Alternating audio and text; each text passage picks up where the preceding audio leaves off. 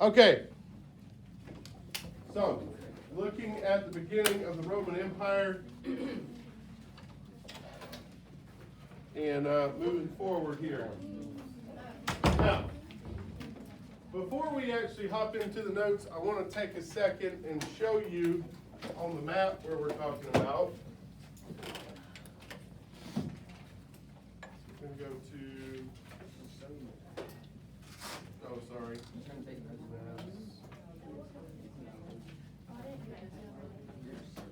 All right, let's take a look at Google Maps here in just a minute. There's Miller High School. Backing up, there's Papa Bucks.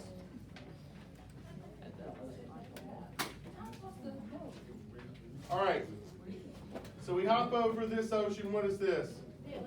The Atlantic. And what is this big body of water here? Mediterranean. Now, how can you tell the difference between Greece and Italy? Italy looks like a boot. Yeah, Italy looks like a boot. Greece over here, it's still sort of a peninsula, but it's very rocky.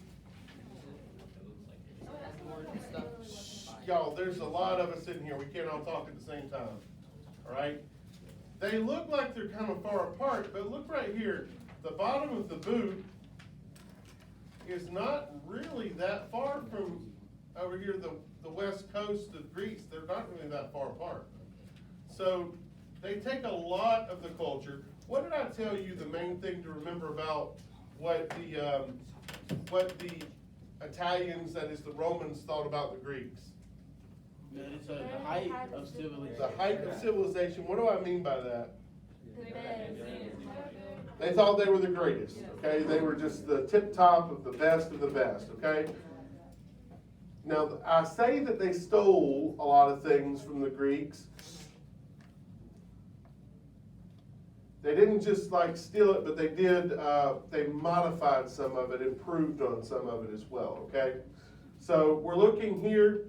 Rome is right here in the middle of the boot, so that's where it is.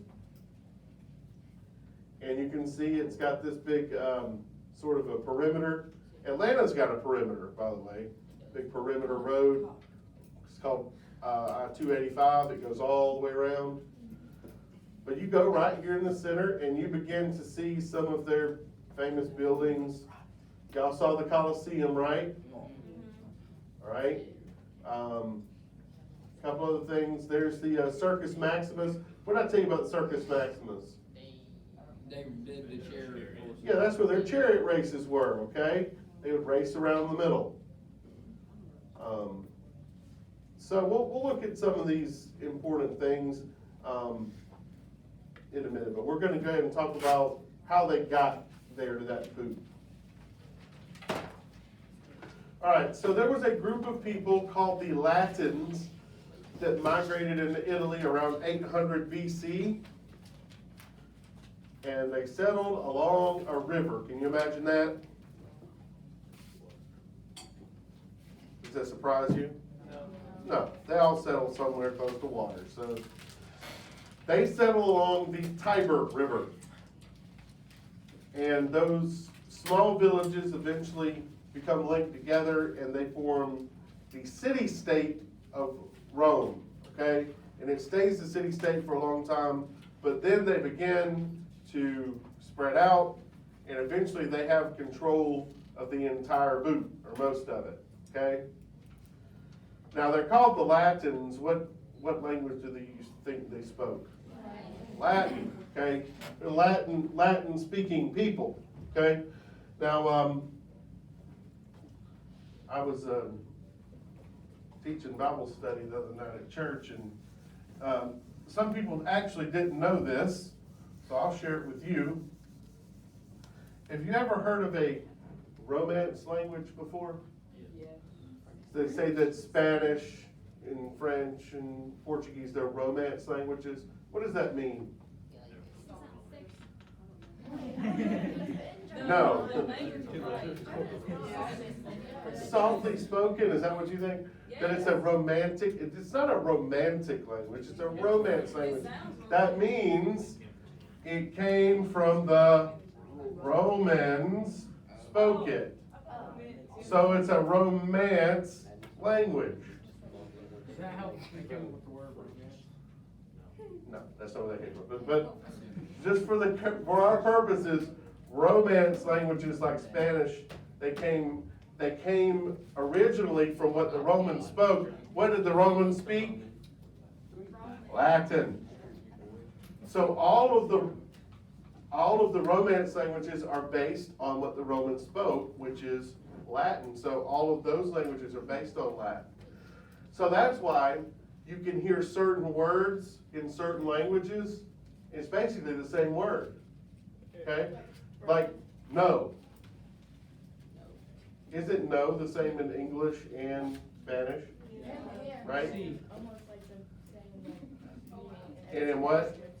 like bread, like in every, like French and. Yeah, there's lots and lots of words that are very, very similar. And that's why, which I took Latin in college, but I found that if you learn Latin, then a lot of times you see that some of the other languages are very, very similar in their construction and their syntax and some of the vocabulary. So anyways, these are the Latins, okay. Can we stop wadding that up, because I can hear it? I thought you were looking at me, I was like, No. oh, I wonder- All right. Okay, so there was another group called the Etruscans. They lived up here in northern Italy, and eventually the Latins are going to run them out. Let's go. Put that up.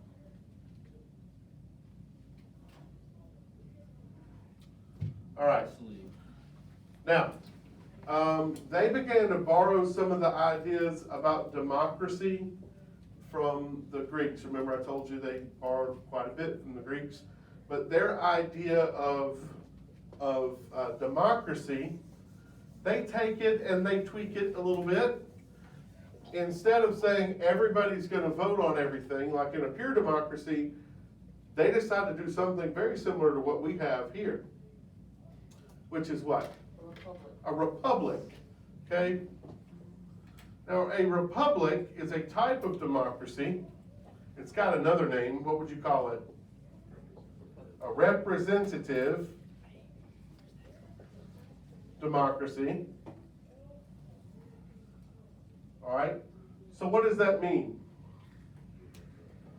We don't vote on everything. Instead, we elect representatives to go vote on our behalf. So do we still get a say-so? Sure. But we get a say-so through another person. We elect people to go vote on our behalf. They sort of came up with that idea, okay? They had sort of borrowed it from the Greeks. You choose officials, they vote on your behalf. And they thought this would keep one person from getting too much power, okay? Now, they have initially one big legislative body called the Senate, okay? Now, don't we have something called the Senate? Yeah. We have something called the Senate, and it is part of our legislature, right? In this country, we have a bicameral or two-house legislature. What's the other house of Congress called in America?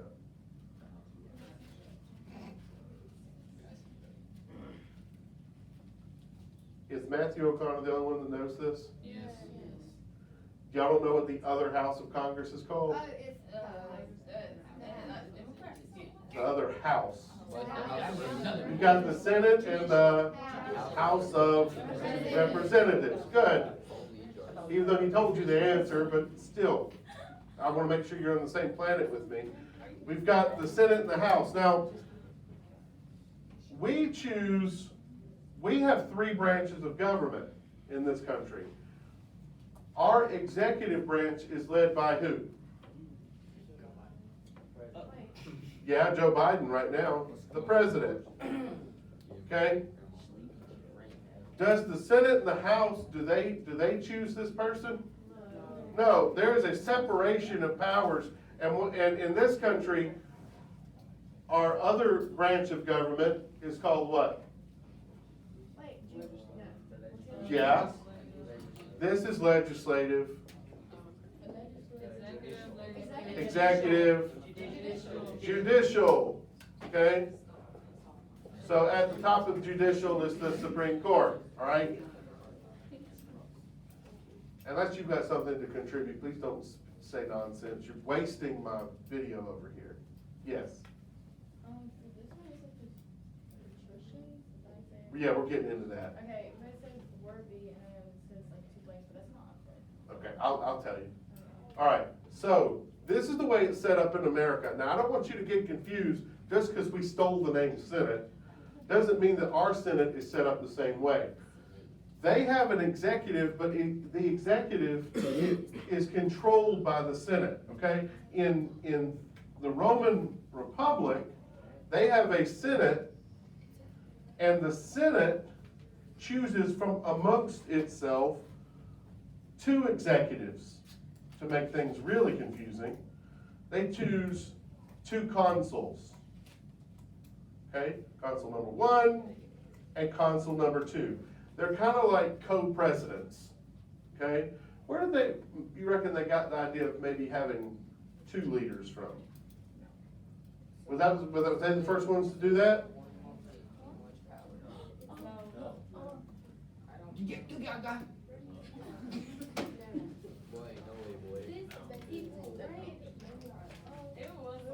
It was yeah, it was. But it wasn't in this. Yes, it was. Oh my gosh, never mind. How about the Spartans had 2 kings? Yes. Okay? There were other places that had done something like this, okay? Well, they picked 2 consuls. The consuls rule within the Senate for a short period of time, okay? They don't have long terms. They're in there for like a year, okay? And the 2 of them have to agree. They have to make decisions together. They're co-rulers. So they were very, very intent on one person not becoming a dictator and having too much power. But there is no separation of powers between the Senate and the executive, okay? They are part of one legislative body, whereas in America, we separate those 2 branches, okay? I'll give you an example of another. In England, they don't have a separation of power between their executive and their parliament. Whatever party controls parliament, that person becomes, the leader of that party becomes the prime minister. Okay, so there is no separation there. So we're pretty distinct in that regard.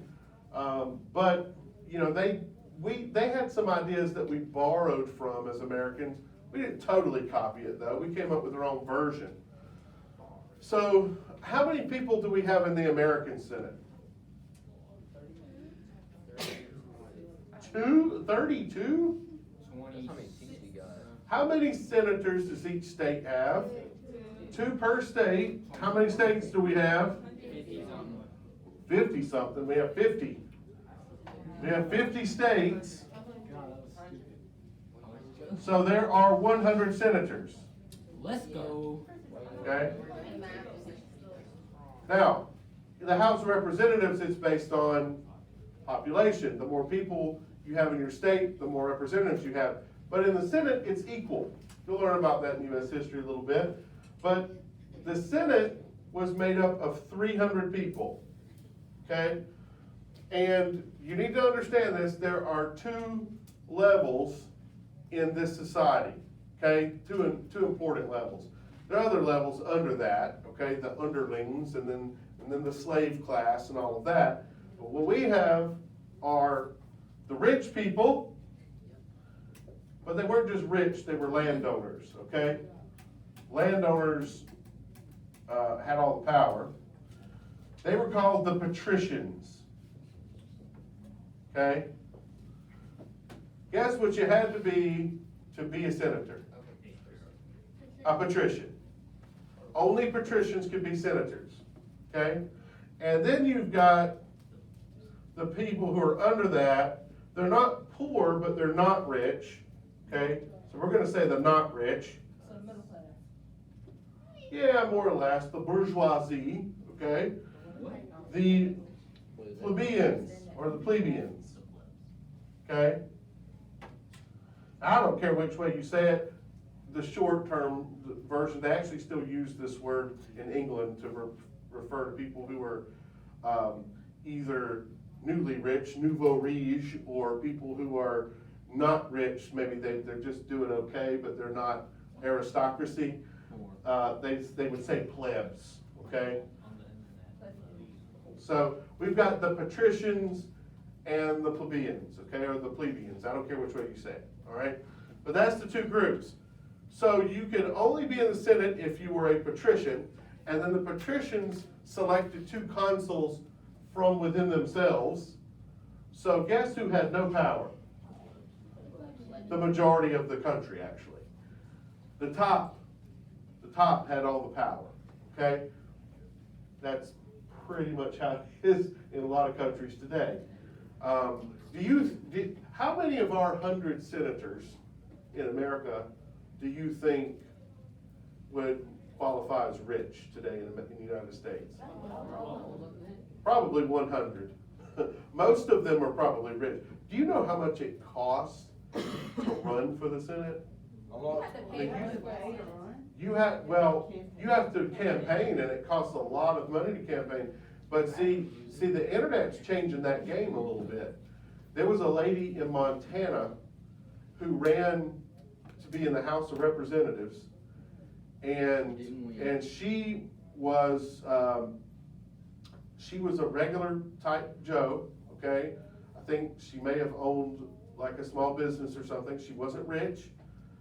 And she ran against a guy who had been in the House of Representatives there for a long time. I mean, like 15 years he had been in there. Established candidate, okay? He spent thousands and thousands of dollars on radio ads and billboards and TV spots and everything. She spent $10 on a Facebook ad. Let's go. And she won. Okay? You see the internet's kind of changing the game a little bit, isn't it? Right? So anyway, this is what the two consuls did. Now, there was an exception. Okay, once in a while, if you were at war, the country, or the Senate rather, could appoint a dictator. Now, we don't like the name dictator, right? Because generally when we think of dictators, we think of Stalin and Hitler and that lot of people, right? In this case, a dictator is not a bad thing. It's just a person that's got total control, and they don't have to go through the Senate. Now, when you're at war, do you have time for 300 people who all have their own opinions to sit down and make all the decisions? No. So they appoint a dictator that serves for a 6-month term, all right? At the end of 6 months, if they still haven't won the war, but they're doing a pretty good job, they can renew them for another 6 months, and then another 6 months. If they're doing a crappy job at the end of 6 months, they could fire them and appoint somebody else, okay? That might not be a bad way to do things, I don't know. But that's what they would do. And that person could do that, and do that, and do that. Now, what's the danger of giving somebody that type of power? Yeah, he's got control of the army. The army might be loyal to him. What if he doesn't want to give that power back after 6 months? You can just kill him until like be able to keep it. Yeah, I mean, it could be potentially a takeover scenario, a coup, right? So, the first dictator that we really have in Roman Republic history was this man. His name was Cincinnatus. He's the man for whom Cincinnati, Ohio is named after, okay? Cincinnatus was made a dictator, and at the end of 6 months, he had won the war, and they didn't have to ask him to give power back. He voluntarily showed up at the Senate, surrendered his power back to them, and then he went home. Nice. So he is what we call the model dictator. He didn't try to abuse his power. He did what he was commissioned to do, and then he went home. America sort of has its own version of Cincinnatus. You know who that might be? Who? George Washington. Do you know how many terms is an American president allowed to serve? 2 4-year terms, which is 8 years, okay? Did you know that that wasn't the case when George Washington was president? There was no law that said that. He could have run until he died, and nobody would have voted against him. He was George Washington, for crying out loud. He actually made a couple of very unpopular decisions right about the time he left office after his first term, and then people started criticizing him, and people started realizing, hey, he's not infinitely amazing, and so some people started to turn on him, and so he recognized that if he ran again, he probably wouldn't win because of the people that. There's always one in the room. Anyway, but he was liked enough, he probably could have run if he wanted to, right? However, he didn't do that. At the end of his second term, he went home, okay? And again, we don't really have a whole lot of presidents that tried to serve more than 2 terms. They said if that was enough for Washington, that's probably enough for me. So most people didn't try to abuse that until, you may know who it was? Yes, it was Roosevelt. Franklin Roosevelt was elected to 4 terms. I knew that. He died during his 4th term. Now, if he had served out 4 full terms, how long would he have been president? 4 That is a year. times 4 is, that's a long time to be the most powerful person in the world, okay? And we got a little scared after that. They're like, oh my gosh, like, yeah, FDR, yeah, he's a pretty cool dude and everything, but we don't really need somebody to be that powerful for that long. So we passed something called the 22nd Amendment, which limits the president and the vice president to 2 terms respectively, okay? So anyway, we sort of have our own version of that. All right. Now the plebs, that's the plebeians. What you said you were gonna tell us about. Land holding. Landholding of a flag. That is a good. The other group here, the plebeians, they became frustrated because they didn't really have a whole lot of voice in the government. They're the farmers, the merchants, the traders, basically the 98%. Okay? In 450 BC, the Romans, they talked the Romans into saying, all right, we're gonna put our laws on these big tablets so everybody can see them. Okay? What's important about that? Now it's written and you know what the laws are. Look, if you don't know what the rules are, then how do you know if somebody's taking advantage of them? Right? You wouldn't know. So now they're inscribed, and not only does everybody know what they are, the plebeians are able, they're not stupid, they're able to see, you know what, the patricians are violating their own rules. So knowledge is power, and they take that and they use that to start getting some power and some say-so for themselves. Okay? Now the plebs are able to appeal decisions made by the patricians. They're saying, look, you did this thing, we got a law that says this, you did the other thing, that's wrong. Okay? Eventually, the plebs are able to elect their own officials. Why are y'all staring at me?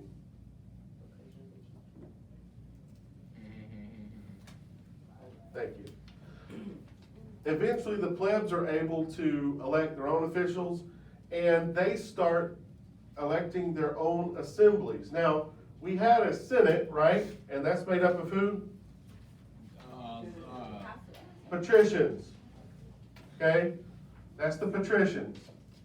Well, now we're electing some other assemblies called the tribunes. And guess who's made up in those? The plebs. The plebs are starting to have their own assemblies. So this idea of an upper house and a lower house, that's something else we kind of took from them. The British took that from them. In America, in our legislature, we have 2 houses. What's the upper house in America called? Senate. The Senate, the lower house?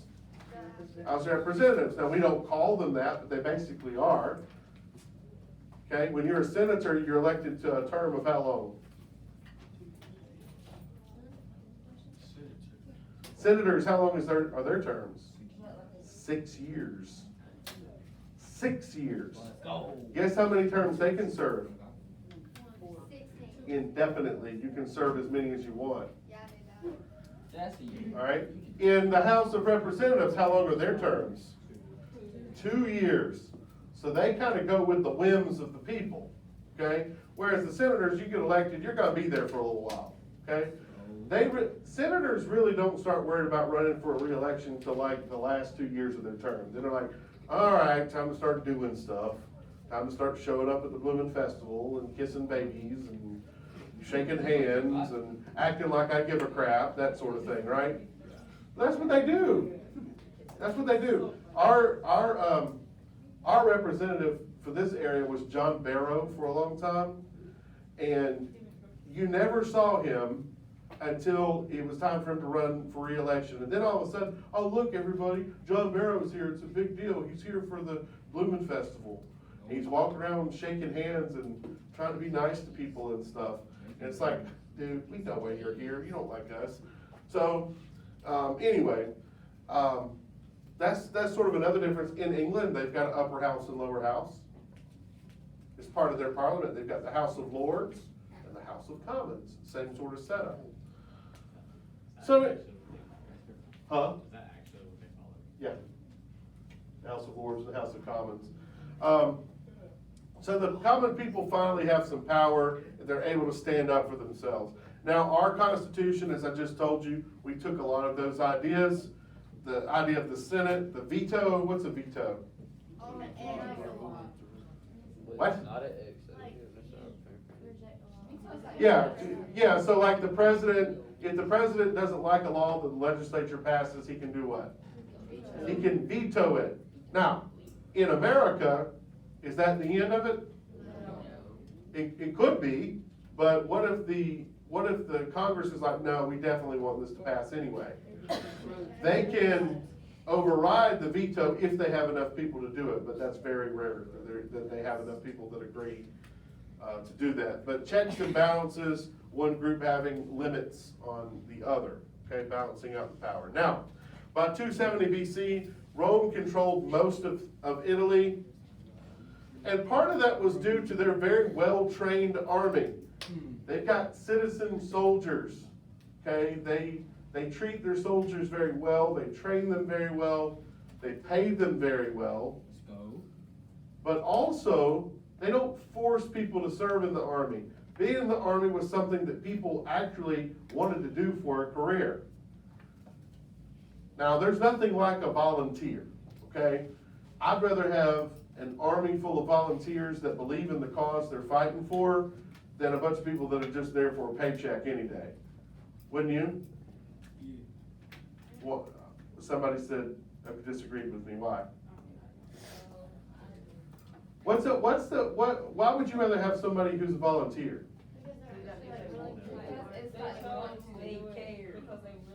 Yeah, and a person who's I'm not saying don't pay them, but I'm saying a person who's just there for the paycheck, you think if it comes down to the last few bullets flying, that they're gonna take a bullet for you? No. Shoot, no, they're like, I didn't come to die for this, I just want my paycheck, and they tuck tail and run. Now, a volunteer will often die for what they believe in, okay? That makes them, and a person who's not afraid to die is a scary person, because they'll run at you and they don't care, okay? Do what? Sure, yeah. Do what?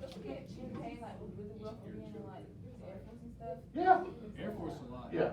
And again, I'm just reminding you, I'm not saying we shouldn't pay our military people well. I'm just saying that, think about what we've done in the past in terms of forcing people to serve in the military. The draft, okay? It's much better to have people who wanted to do that than people who don't want to do that. You get better results out of them, okay? And Rome proved that. They kind of changed the way that you do army, okay? Years ago, armies were basically, I've got this army and I've got this army, and I'm gonna put my army up against your army, and the two armies battle it out, okay? Julius Caesar was part of this, but the early Romans, they had this idea of breaking down your army into giant units, or like mini units called legions, okay? So let's say you got an army of 20,000 people, okay? Is it easy to control 20,000 people? No, that's actually very difficult to do, even today, with all of our technology. It's still very difficult to get human beings who all are free-thinking individuals, to get them to do exactly what you want them to do, exactly how you want them to do it. So their idea was, let's break the army down into smaller units. So a legion could be anywhere from 5,000 to 7,000 people. So you could break this big army, let's say you've got an army in the northern part of Italy and an army in the southern part, they're both about 20,000 people. I can break this down, got 5,000 people, 5,000 people. How many units of 5,000 could I have? 4. Yeah, 4 and 5,000 people, okay? You break them down, and you put a general over each one of them, okay? So you've got the Eagle Legion and the Wombat Legion, and you see what I'm saying? And they sort of develop their own camaraderie, they develop their own culture, they develop friendships, and they become a really tight-knit group. And they fight very well together. They live in the same place when they're serving, they train together, they eat together, and they learn how to fight very, very well together, okay? So just remembering that, and a few other things they invented. In other armies in the past, what was the main weapon that you had? You had a spear, and eventually when we move into other ages, we have sword. That's your main one. They added something, okay? Now they didn't, I don't need y'all to pay attention up here, please. A shield was usually an element of protection, right? They make that part of the weaponry, all right? The shield is no longer just if I need the shield. I mean, you can have the shield or not have the shield, but in this case, the shield is part of their weapons, okay? They have something, they actually take part of this idea from the Greeks, but they have something called a phalanx, and when they would fight, they would line up side by side, they'd hold their shields up, and guess what they would create out of that? Sort of a barricade or a wall. And many of them, yes, that's exactly where that came from. And many of them, they take theirs and hold it over, especially if the enemy is shooting arrows, right? Yeah.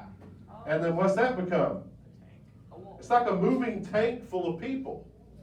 So you come running up on that thing, and all of a sudden when you get there, guess what they poke out from between those things? Their spears. You run into the spears, and now they've gutted you like a fish. And then when you get there and you crush up against them, they push, they shove you back, they uncover themselves. They have short swords, not long swords, okay? You'll find, even in medieval Europe, they use big, long swords, okay? And then they cut their arms off and say just but a scratch, right, Matt? They did what? It's an inside joke. They have short swords, which are meant for short range combat. You'd run into me, I've got my shield, push you back, take my sword, stab you, cover myself again, then I'm ready to get the next guy. Shove them back, stab again. If they're running from far off, I can cover up. When you get close, stick the spear out there, gotcha. Y'all, this was very hard to fight against. So this is called a phalanx, all right? Say what? Just die. What you mean? Go. Too much work. Bro, use TNT. But it worked like a well-oiled machine. It worked very, very well. Bro, no dynamite. Okay? The last thing I want you to see here, They also built great roads. Now, of all the stuff you saw in that video yesterday, the aqueducts, the Coliseum, all that stuff, probably their greatest invention were the roads. Because roads are good for trade and stuff like that, but if I'm going to use my army effectively, I have to be able to move them quickly. Now, they would take their roads, and their roads would take the most direct path from city to city. What is the shortest distance between 2 points? The Pythagorean A theorem. straight line. The Pythagorean theorem. So sorry if I'm wrong, family and friends. A straight line, okay? So even today, roads in Rome still cover the old Roman ones in a lot of ways. Now, they didn't just like, all right, here's a path. They would pave those roads with stones, and it took a lot of effort to do what they were doing.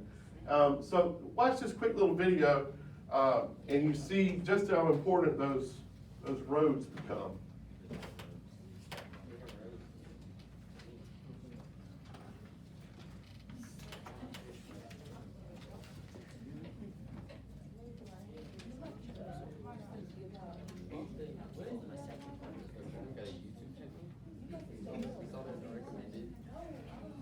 All right, y'all watch this real quick. Let me see how to better one. Shh. All right, be quiet.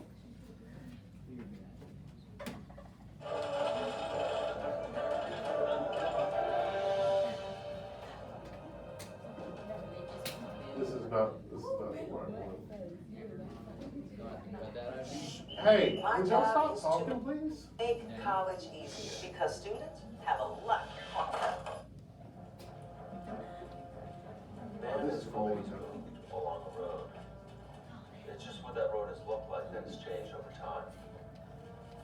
The Romans were master road builders, and some of their routes are followed by the major routes in Europe today.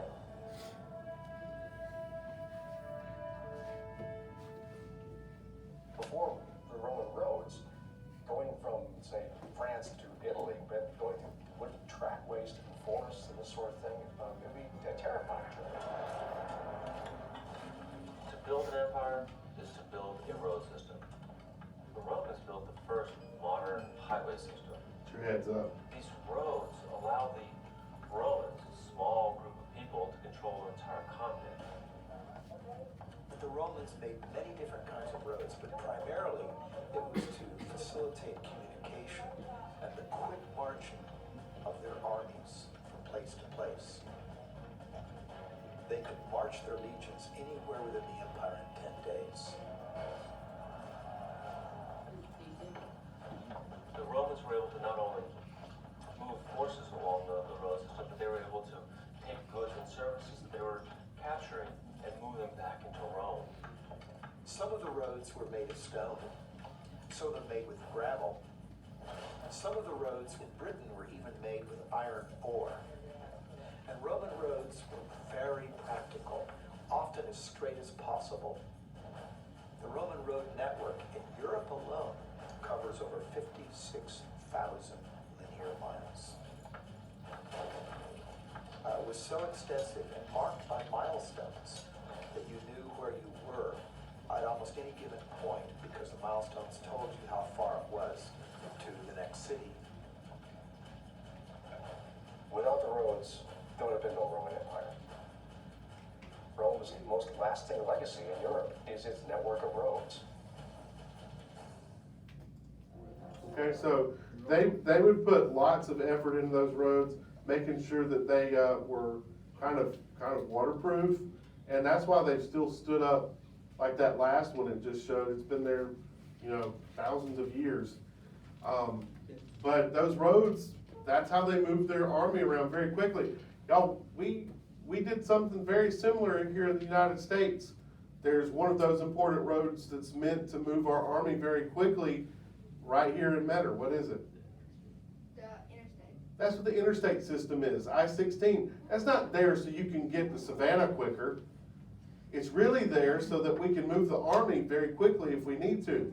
Dwight D. Eisenhower took a trip across the United States when he was younger and he had to take a bunch of back roads, and he got his truck stuck several times, and he said, this is garbage. Later on, they decided, you know what? We need an interstate system, much like, sort of like what they have in certain places in Europe, but definitely like what the Romans had. Also the milestones. We don't have milestones, what do we have? Mile markers. I've tried to help my wife understand these mile markers, by the way, she doesn't quite get it.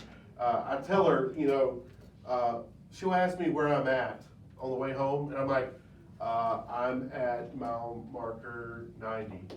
She's like, how far are you from the house? I'm like, I just told you, our exit is 84. I'm at mile marker 90, how far am I from home? 6 miles. 6, yeah. Wait, what? That's how it works? Wait, what? I thought it Yes. was. Yeah. Don't you know that the exit numbers are the closest mile marker? What's the Metter exit? 104. You know why? That's the closest mile marker. Exit is mile marker 104. I thought it, but wait, what? What's a mile? When you get, I know you're talking about, but I don't know the first time. when you get to the Oak Park exit, it's exit 90. That's what I'm saying. When you get to my exit, it's exit 84.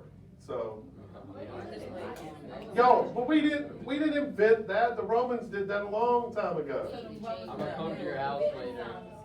Do what? Romans were inventing signs and stuff. No, they came up with the idea of putting a stone every mile that told you what number that was and how far you were from the nearest town. They came up with that idea. Okay, so we didn't invent that idea. They were doing that a long time ago. But that's what you ever heard somebody say, you just met a new milestone in your life? It's the next mile on the road. The next stone on the road means, hey, I just made it another mile. Oh, these things? Yeah, Oh my God. yeah. Oh my God. Lord have mercy, help us. Okay, look at this, let's go through this part kind of quickly if we can. Rome is gonna fight several wars with this North African city-state called Carthage, okay? Carthage and Rome go to war 4 different times, okay? And it gets pretty close a few times. Rome always wins, gets really close a few times, but eventually Rome's gonna have to totally conquer them. These were called the Punic Wars, okay? Excuse me, not 4, there's 3. There were 3 of these wars between Rome and Carthage, 264 BC to 146 BC. Rome wins the first one, and in that we get the islands of Sicily. I say we. The Romans get the islands of Sicily, Corsica, and Sardinia. Those are 3 of those big islands out there in the Mediterranean Sea. The Second Punic War saw the rise and fall of a great leader from Carthage called Hannibal. Now that's not Hannibal the cannibal. Like Hannibal Lecter. That's Hannibal the cannibal. This is Hannibal scares me. now this guy. Listen, he did something different. Instead of attacking Rome directly, he kind of snuck around and kind of attacked from behind. They didn't see him coming. All right. Now that was very difficult to do, but he did that, and he won quite a bit for about 15 years. He got really close to Italy during that time. And like Matt said, he was bringing all kinds of animals through the mountains, elephants and everything else. But he never captured Rome. He got close. But the bad thing about the way he did things was he would burn stuff down and he would eat all the food. And after a while, he's eaten all the food. There's nothing left. And you ever heard the expression, don't burn all your bridges? Yes. He burned all his bridges. Oh. Let's go. He was going through and making a big mess behind him. Eventually, he was forced to retreat, though. Well, the Romans followed him back home and beat him at home. Then, the Romans fought them one more time, the third war. And after this time, Rome is so tired of Carthage, they've had it. They chase them back to Africa, and they killed or sold all the men into slavery. They did what they did with the women. Nice. And they also, it's purported that they actually took salt and spread salt all over the ground around Carthage so that nothing would grow there. That's pretty petty. Around what? All around Carthage, they dumped salt so that nothing would grow there. You can't grow anything in the ground with their salt, For real? for real. Is that like that? Kinda why they stand by the ocean alley. After this, listen, the Romans now control the Western Mediterranean Ocean. There's no sea, there's nobody else kind of in their way. Carthage was the only big boy on the block, and now they're gone. Go back.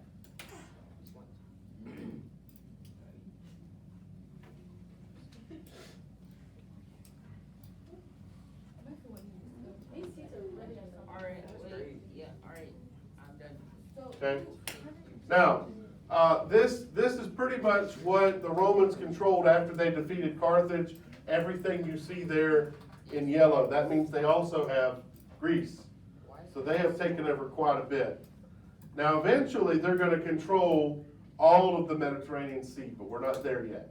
Okay? All right. That's where we're going to stop for today. Bye, bye.